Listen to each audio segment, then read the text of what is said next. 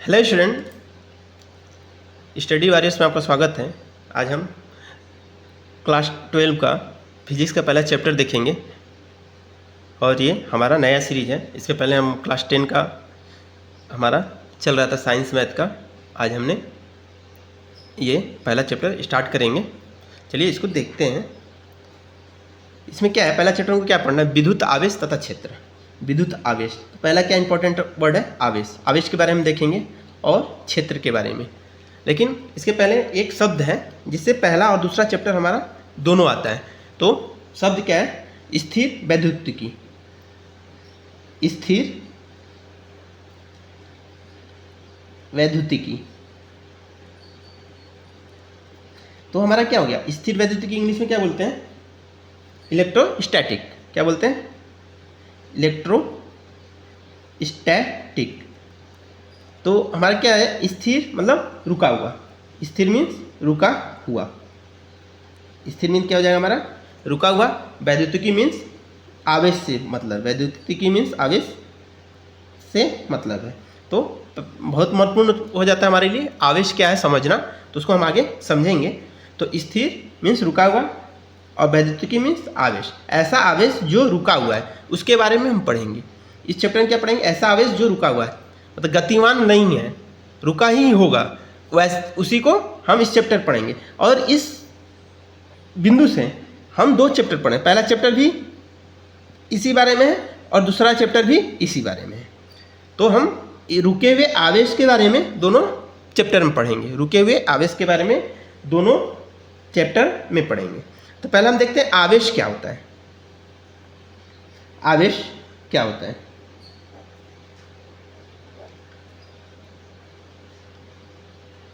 तो आवेश क्या है? एक वस्तु का एक गुण है। आवेश क्या होता है? एक वस्तु का एक ऐसा गुण है, मूलभूत गुण है, जो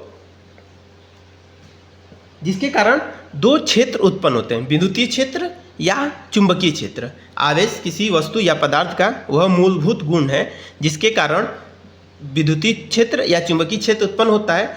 या ये यदि आवेश किसी वस्तु पे आवेश हो तो ये अगर किसी क्षेत्र से दोनों से गुजर रहे हो, विद्युतीय या चुंबकीय क्षेत्र से, तो ये अपना रास्ता बदल देंगे। आवेश नहीं होगा तो रास्ता नहीं बदलेंगे। तो क्या हो सकता होगा? आवेश वस्तु का ऐसा गुण धर्म है जिसके कारण इनमें दो क्षेत्र उत्पन्न होता है, विद्युत क्षेत्र और तथा चुंबकीय क्षेत्र। अगर ये पहले से ही क्षेत्र आवेशित हो तो उसका ज्ञान कराते हैं, क्षेत्र का ज्ञान कराते हैं कौन सा क्षेत्र होगा। तो पहले हम परिभाषा लिखते हैं। क्या होगा? आवेश। आवेश एक वस्तु का ऐसा मूलभूत, आवेश एक वस्तु का ऐसा मूलभूत गुणधर्म है, गुणधर्म है जिसके कारण ये दो क्षेत्र उत्पन्न करते हैं। दो क्षेत्र उत्पन्न, जिसके कारण ये दो क्षेत्र उत्पन्न करते हैं या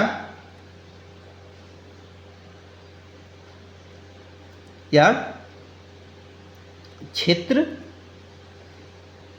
के बारे में अवगत कराते हैं। क्षेत्र के बारे में अवगत कराते हैं कहने का मतलब कौन सा क्षेत्र? विद्युत चुंबकीय क्षेत्र या विद्युत क्षेत्र या चुंबकीय क्षेत्र। तो हम देखते हैं, मान लीजिए ये हमारा क्या है? विद्युत क्षेत्र या कोई चुंबकीय क्षेत्र है। क्या है? कोई चुंबकीय क्षेत्र है। ठीक, यहाँ से कोई मान लीजिए पदार्थ है, इस पर क्या है? आवेश है। पदार्थ है, आवेश है। तो पहले हम देखते हैं ये पदार्थ है, इस पर कोई आवेश नहीं है। क्या है? कोई आवेश नहीं है। अगर कोई आवेश नहीं होगा तो ये पूरा आर पार कर जाएगा। कोई आवेश नहीं होगा तो ये क्या है? यहाँ से निकलेगा, आर पार कर जाएगा। लेकिन यही कोई पदार्थ है, इस पर आवेश है, तो यहाँ तक तो सही जाएगा। लेकिन इसके बाद क्या? इसकी दिशा मुड़ जाएगी। दिशा क्या होगी? मुड़ जाएगी। किधर भी मुड़ सकती है। तो इससे हमको पता चल रहा है कोई आवेशित वस्तु है, ठीक है, उसके आसपास विद्युतीय क्षेत्र है या चुंबकीय क्षेत्र है कि नहीं, ये बता देगा। अगर आवेशित नहीं है तो सीधा निकल जाएगा, तो हमको नहीं पता चलेगा विद्युतीय क्षेत्र है या चुंबकीय क्षेत्र है। तो यही बताया जा रहा है कि आवेशित वस्तु होगा तो विद्युतीय क्षेत्र उत्पन्न करेगा या चुंबकीय क्षेत्र उत्पन्न करेगा, या आसपास जो विद्युतीय क्षेत्र या चुंबकीय क्षेत्र होगा उसके बारे में हमको बताएगा। हमको क्या करना है, प्रकार देखना है। तो देखते हैं आवेश का प्रकार। आवेश का प्रकार, आवेश के आवेश के प्रकार दो प्रकार के होते हैं। पहला क्या बोलते हैं, धनावेश। क्या बोलेंगे हम, धनावेश। पहले को हम क्या बोलेंगे, धनावेश, जिसको प्लस भी प्रदर्शित कर सकते हैं। और दूसरे को हम क्या बोलेंगे, ऋण आवेश या ऋणात्मक, ऋणावेश या ऋणात्मक, जिसको माइनस भी से प्रदर्शित करते हैं। देखिए, प्लस का मतलब इलेक्ट्रॉन की कमी, माइनस का मतलब इलेक्ट्रॉन की अधिकता। प्लस का मतलब इलेक्ट्रॉन की कमी, माइनस का मतलब इलेक्ट्रॉन की अधिकता। प्लस क्यों होता है, माइनस क्यों होता है, हम अभी आगे देखेंगे। चलिए अगला क्या है हमारा, आवेश की संकल्पना देखते हैं। क्या देखते हैं, आवेश की संकल्पना। आवेश की संकल्पना, आवेश की संकल्पना, इसको इंग्लिश में क्या बोलते हैं, कॉन्सेप्ट ऑफ चार्ज। चार्ज कैसे आता है वो देखेंगे, कॉन्सेप्ट ऑफ चार्ज, आवेश की संकल्पना। मान लीजिए ये हमारा एक केंद्रक है, इस पे क्या होता है, न्यूट्रॉन और प्रोटॉन। प्रोटॉन पे क्या प्लस चार्ज होता है, प्रोटॉन पे क्या होता है, प्लस चार्ज। और बाहरी कक्षा में क्या होता है, इलेक्ट्रॉन घूमते रहते हैं। बाहरी कक्षा में क्या घूमते हैं, इलेक्ट्रॉन घूमते हैं। तो इलेक्ट्रॉन के आदान प्रदान से ही आवेश धनात्मक है या ऋणात्मक पता चलता है। अगर इलेक्ट्रॉन पे की अधिकता होगी तो ऋणात्मक हो जाएगा, इलेक्ट्रॉन की कमी हो जाएगी तो धनात्मक। तो इलेक्ट्रॉन ही क्यों इधर उधर होता है, क्योंकि इलेक्ट्रॉन का मास जो द्रव्यमान होता है प्रोटॉन से बहुत कम होता है। इलेक्ट्रॉन का द्रव्यमान प्रोटॉन से बहुत कम होता है। इलेक्ट्रॉन पे का द्रव्यमान कितना होता है, ME मतलब द्रव्यमान ऑफ इलेक्ट्रॉन। तो क्या हो जाएगा, 9.1 गुने 10 का घात माइनस 31 kg। ये क्या होता है, इलेक्ट्रॉन का मास होता है। लेकिन यहीं हम प्रोटॉन का लिखेंगे, प्रोटॉन का क्या हो जाएगा, इसका कितना गुना, 1887 गुना होता है ME। इलेक्ट्रॉन के द्रव्यमान से कितना गुना होता है, 1887 गुना। इलेक्ट्रॉन के द्रव्यमान से क्या होता है, 1887 गुना होता है। इसलिए क्या होता है, इलेक्ट्रॉन का आदान प्रदान होता है लेकिन प्रोटॉन वहीं रह जाता है। और यह एक केंद्रीय बल से बंधा होता है। प्रोटॉन क्या होता है, केंद्रीय बल से बंधा होता है, केंद्रीय बल से बंधा होता है, इसलिए हमेशा इलेक्ट्रॉन का आदान प्रदान होता है। तो इलेक्ट्रॉन का द्रव्यमान कितना होता है, 9.1 गुने 10 का घात माइनस 31 kg। प्रोटॉन का क्या होता है, 187 किसका, इलेक्ट्रॉन के द्रव्यमान का गुना होता है। अब इलेक्ट्रॉन पे और प्रोटॉन पे चार्ज समान होता है, बस चिन्ह का अंतर होता है। आवेश किस पे देखेंगे, इलेक्ट्रॉन पे। E माइनस लिख रहे हैं हम, क्या कर रहे हैं, E माइनस लिखने मतलब हमारा क्या हो गया, इलेक्ट्रॉन। तो आवेश क्या हो जाएगा, माइनस 1.6 गुने 10 का घात माइनस 19 कूलम। और प्रोटॉन पे हम आवेश देखेंगे, प्रोटॉन पे धनात्मक होता है, तो आवेश तो यही होगा, क्या होगा, 1.6 × 10 का घात माइनस 19 कूलम। ये प्रोटॉन पे हो गया, इलेक्ट्रॉन पे। और हमेशा इलेक्ट्रॉन और प्रोटॉन की संख्या बराबर होती है। इलेक्ट्रॉन प्रोटॉन की संख्या हमेशा जो आवेश की संख्या होती है बराबर होती है। तो अब देखिए कैसे प्लस होता है, कैसे माइनस होता है, वो हम देखते हैं। अगर कोई इलेक्ट्रॉन प्राप्त करेगा तो उस पर कौन सा आवेश हो जाएगा, माइनस हो जाएगा। इलेक्ट्रॉन खो देगा तो उस पर कौन सा आवेश हो जाएगा, प्लस हो जाएगा। चलिए एग्जाम्पल लेते हैं। जैसे हम क्या लेते हैं, सोडियम Na। सोडियम का क्या होता है, क्या होगा, 11, तो 2 8 1, तो बारीक कक्षा में कितने, एक इलेक्ट्रॉन हुए। तो ये क्या करेगा, एक इलेक्ट्रॉन खोने की सोचेगा। तो यहाँ पे क्या है, प्रोटॉन की संख्या दोनों बराबर होती है, तो P प्लस भी हमारा क्या होगा, 11 ही होगा। लेकिन एक इलेक्ट्रॉन खो देता है, क्या करेगा, एक इलेक्ट्रॉन खो देगा तो हम यानी ए लिखेंगे, प्लस इसमें क्या हो रहा है, एक इलेक्ट्रॉन क्या कर रहा है, खो दे रहा है। लेकिन खो दे रहा है तो यहाँ पे क्या हो गया, इलेक्ट्रॉन की संख्या कितनी हो गई, इलेक्ट्रॉन की संख्या 10 हो गई, लेकिन प्रोटॉन की संख्या क्या है, 11 ही रह गई। इलेक्ट्रॉन की संख्या 10 हो गई एक इलेक्ट्रॉन खोने के कारण, लेकिन प्रोटॉन की संख्या 11 ही रह गई, इसलिए Na+ हो जाएगा, इस पर धनात्मक आवेश हो गया।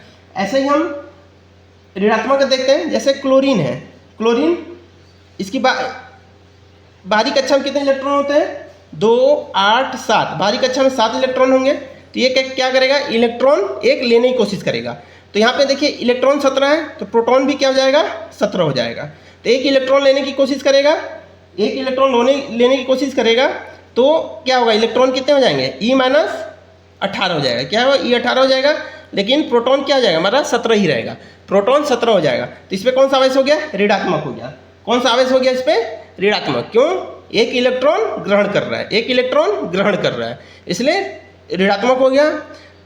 तो यही हमारा कॉन्सेप्ट होता है, इलेक्ट्रॉन खोने पे तो इलेक्ट्रॉन खोएंगे तो क्या होगा, धनात्मक, और इलेक्ट्रॉन ग्रहण करेंगे तो ऋणात्मक हो जाएगा। यहाँ मध्यगुण बिंदु लिखते हैं आवेश की संकल्पना के लिए। पहला क्या है हमारा, आवेश की संकल्पना, आवेश की संकल्पना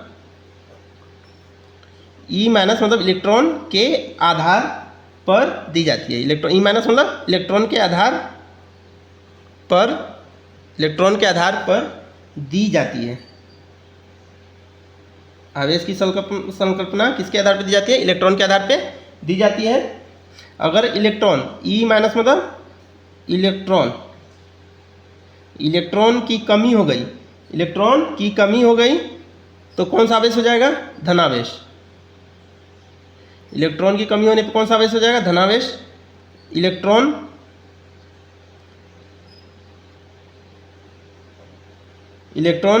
की वृद्धि होने पर क्या हो जाएगा, ऋणावेश। ऋणावेश, इलेक्ट्रॉन की कमी पे वृद्धि पे क्या हो जाएगा, ऋणावेश। ऋणावेश हो जाएगा, मतलब इलेक्ट्रॉन की कमी होगी तो धनावेश हो जाएगा, इलेक्ट्रॉन की वृद्धि होगी तो ऋणावेश, जो हमने अभी देखा अच्छे से। अब अगला पॉइंट देखते हैं, आवेश की मात्रा। किसके बारे में देखते हैं, आवेश की मात्रा, जो बहुत महत्वपूर्ण है। मात्रा क्या होती है आवेश की, इसको हम निकालने की कोशिश करते हैं, बहुत आसान है। हमने एक बहुत पहले सूत्र देखा होगा कक्षा 10 में, विद्युत धारा बराबर क्या होता है, आवेश बटा समय। विद्युत धारा बराबर आवेश बटा समय होगा। तो आवेश बराबर हम क्या लिख सकते हैं, आवेश बराबर विद्युत धारा गुने समय। आवेश बराबर क्या लिख सकते हैं, विद्युत धारा गुने हम समय लिख सकते हैं। तो विद्युत धारा का इकाई मात्रक क्या होता है, एम्पियर, जिसको ए से प्रदर्शित करते हैं, और समय का सेकेंड हो जाएगा। विद्युत धारा क्या होगा, एम्पियर, विद्युत धारा का एम्पियर, और समय का क्या हो जाएगा, सेकेंड। तो एम्पियर को ए से प्रदर्शित करते हैं तो AS हो जाएगा। अब इस AS को हम क्या बोलते हैं, कूलाम बोलते हैं। AS को हम क्या बोलते हैं, कूलाम, और कूलाम को ही हम कैपिटल C से प्रदर्शित करते हैं, कूलाम को ही हम कैपिटल C से प्रदर्शित करते हैं। तो SI मात्रक क्या हो गया आवेश का, SI मात्रक आवेश का क्या हो गया, कूलाम हो गया। आवेश का SI मात्रक क्या हो गया हमारा, कूलाम हो गया। आवेश का CGS मात्रक क्या होता है, CGS मात्रक, आवेश का CGS मात्रक क्या हो जाएगा, स्टेट कूलाम। क्या हो जाएगा, स्टेट कूलाम आवेश का CGS मात्रक होता है, जिसको हम ESU से प्रदर्शित करते हैं। किससे, ESU से प्रदर्शित करते हैं। इसका क्या हो जाएगा, स्थिर वैद्युत इकाई। हिंदी में क्या हो जाएगा इसका, स्थिर, हिंदी में स्थिर वैद्युत इकाई, स्थिर वैद्युत इकाई, इसको हिंदी में बोलते हैं। और इंग्लिश में क्या बोलेंगे, इलेक्ट्रोस्टैटिक यूनिट। हिंदी में इलेक्ट्रोस्टैटिक यूनिट इसको बोलते हैं। तो हमने क्या देखा, SI मात्रक क्या हो गया, कूलाम, और CGS मात्रक स्टेट कूलाम, जिसको ESU बोला जाता है, स्थिर वैद्युत इकाई या इलेक्ट्रोस्टैटिक यूनिट। तो हम देखेंगे 1 कूलम बराबर क्या होगा, 1 कूलम बराबर 3 गुने 10 का घात 9, 3 गुने 10 का घात 9 स्टैट कूलम। इसी का हम क्या लिख सकते हैं, स्टैट कूलम को क्या लिख सकते हैं, 3 गुने 10 का घात 9 ESU, इसको हम ESU लिख सकते हैं। 1 कूलम बराबर 3 गुने 10 का घात 9 स्टेट कूलम या 3 गुने 10 का घात 9 ESU लिख सकते हैं। अब देखते हैं आवेश का सबसे बड़ा इकाई, किसका, आवेश का सबसे बड़ा इकाई को देखते हैं, फैराडे होती है। आवेश की सबसे बड़ी इकाई क्या होती है, फैराडे। आवेश की सबसे बड़ी इकाई फैराडे होती है। आवेश की सबसे बड़ी इकाई फैराडे होती है, जिसको कैपिटल F से प्रदर्शित करते हैं। आवेश की सबसे बड़ी इकाई फैराडे होती है, जिसको कैपिटल F से प्रदर्शित करते हैं। एक F बराबर 96,500 कूलम होता है। एक F बराबर मतलब एक फैराडे बराबर 96,500 कूलम होता है। इसको हम क्या बोलते हैं, एक मोल इलेक्ट्रॉन का आवेश, इलेक्ट्रॉन का आवेश, 1 मोल इलेक्ट्रॉन का आवेश भी इसको बोला जाता है। एक फैराडे बराबर क्या हो गया, 96,500 कूलम, इसको 1 मोल इलेक्ट्रॉन का आवेश भी कहते हैं। अब अन्य मात्रक में देख लेते हैं, जो बहुत इंपॉर्टेंट है, हम जब न्यूमेरिकल सॉल्व करते हैं उसके लिए बहुत इंपॉर्टेंट है अन्य मात्रक। अन्य मात्रक में हमारा क्या होगा, पहला है विद्युत चुंबकीय मात्रक या एब कूलम, विद्युत चुंबकीय मात्रक या एब कूलम। इसको हम इंग्लिश में क्या बोल सकते हैं, इलेक्ट्रोमैग्नेटिक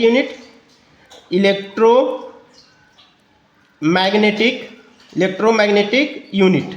इसको हम क्या बोलते हैं, इलेक्ट्रोमैग्नेटिक यूनिट, EMU, या क्या हो जाएगा, एब कूलम, क्या हो जाएगा, एब कूलम। तो क्या होता है हमारा, 1 कूलम बराबर 1/10 EMU, 1/10 EMU, 1 कूलम बराबर 1/10 EMU हमारा हो जाएगा। और हमने यहाँ पे देखा था, यहाँ पे 1 कूलम बराबर इतना ESU देखा था हमने, तो इतना के बराबर क्या हो जाएगा, 1/10 EMU हो जाएगा। तो इसको हम लिख सकते हैं 1 कूलम बराबर 3 गुने 10 का घात 9 ESU बराबर 1/10 EMU, ये हमारा मान हो गया। ये बहुत इंपॉर्टेंट है, आगे हम न्यूमेरिकल में यूज करेंगे। फिर अगला मात्रक क्या हो जाएगा, 1 MC मतलब क्या हो गया, मिली कूलम, MC मतलब मिली कूलम, जिसका मान क्या होता है, 10 का घात -3 कूलम। फिर दूसरा 1 माइक्रो कूलम, 10 का घात -6 कूलम हो जाएगा, माइक्रो।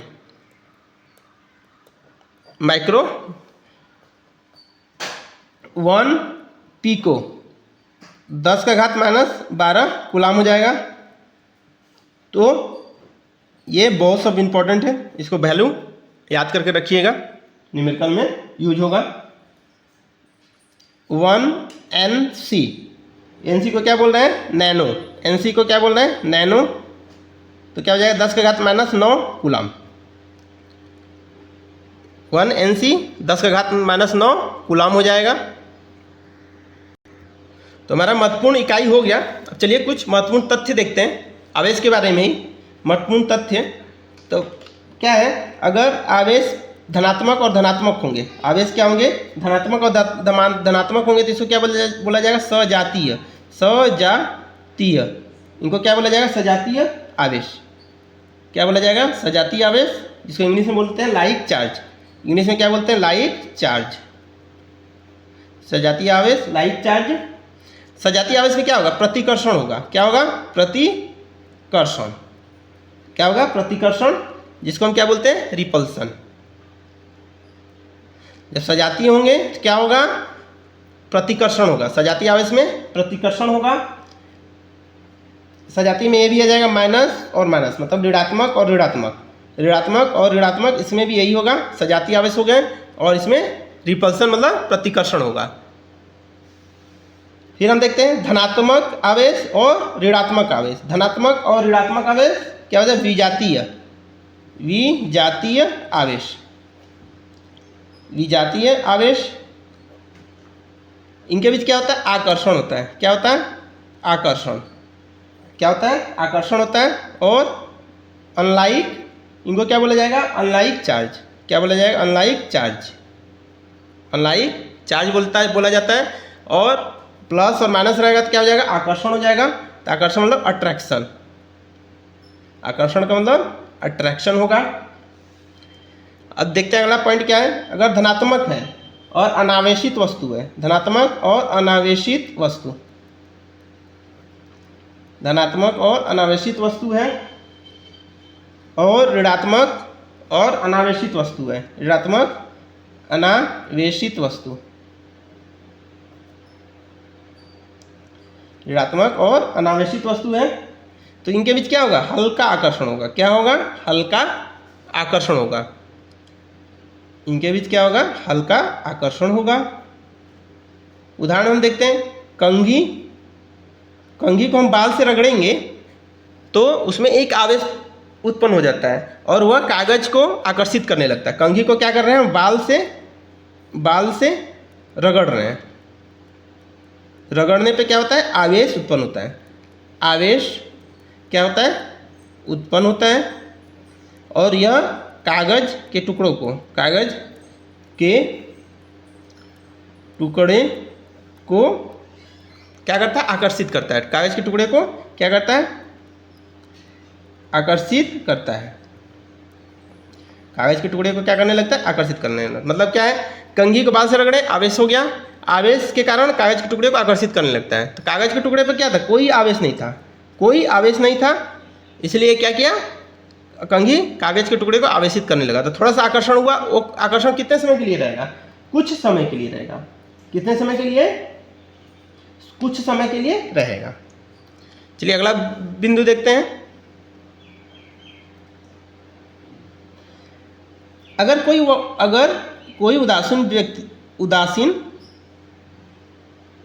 कोई वस्तु उदासीन है तो उस पर आवेश है कि नहीं? तो उस पर आवेश होता है। आवेश होता है।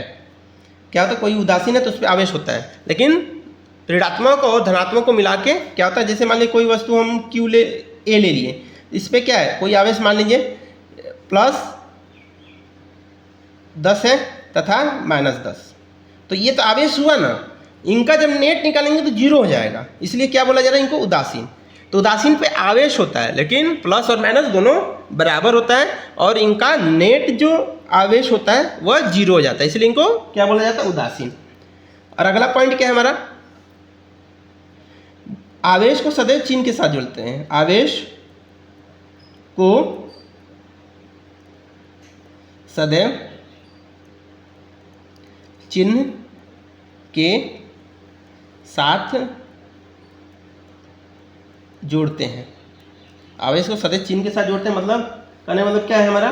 मान लीजिए कोई आवेश है 10 कूलम, फिर -2c कूलम है, -12c है। ये क्या है हमारा? Q1, ये क्या है हमारा? Q2, ये क्या है? Q3। इनको जोड़ना है तो Q नेट निकालेंगे। Q नेट हमको निकालना होगा तो क्या होगा? Q1 + Q2 + Q3।